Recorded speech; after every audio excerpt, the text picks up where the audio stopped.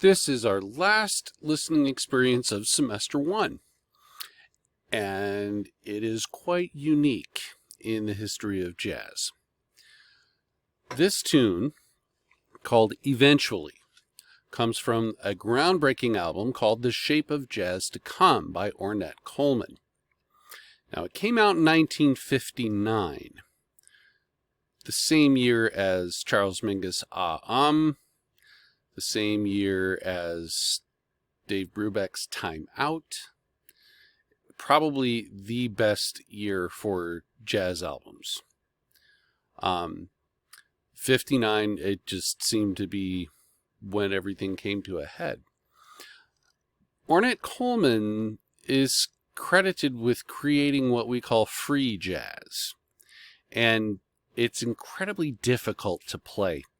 It's not just playing whatever you want. It has no form, no key center, not really a pulse per se. It's the absence of all these things. But it's still jazz. He took this quite a bit further and has been recognized for it quite a bit. In 2007, he actually received a Pulitzer Prize for his recording called Sound Grammar. And in 2010, he was given an honorary doctorate from the University of Michigan. This particular recording is interesting. There's no piano on it, so you don't have chord structure underneath. And he plays on a plastic saxophone, which is kind of gross, but that kind of lends itself to the unique sound he gets. He, not necessarily on this recording, but he also plays trumpet.